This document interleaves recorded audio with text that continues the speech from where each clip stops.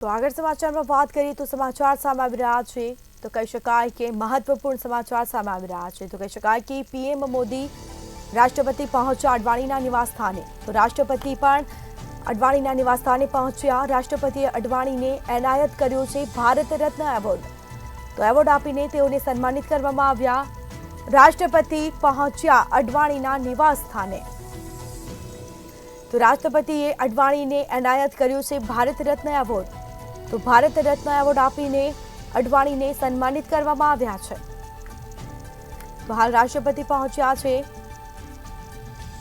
રાષ્ટ્રપતિ અડવાણીના નિવાસસ્થાને પહોંચ્યા અને તેમને એવોર્ડ આપીને અને સન્માનિત કરવામાં આવ્યા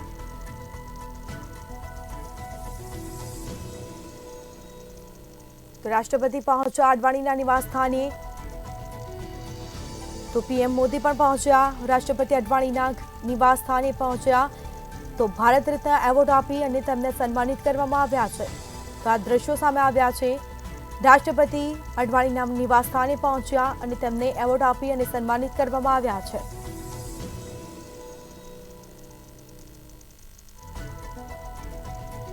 તો ભારત રત્ન એવોર્ડ આપી અને અડવાણીને સન્માનિત કરવામાં આવ્યા લાલકૃષ્ણ અડવાણીને ભારત રત્ન એવોર્ડ એનાયત કરવામાં આવ્યો છે રાષ્ટ્રપતિએ અડવાણીને એનાયત કર્યો છે ભારત રત્ન એવોર્ડ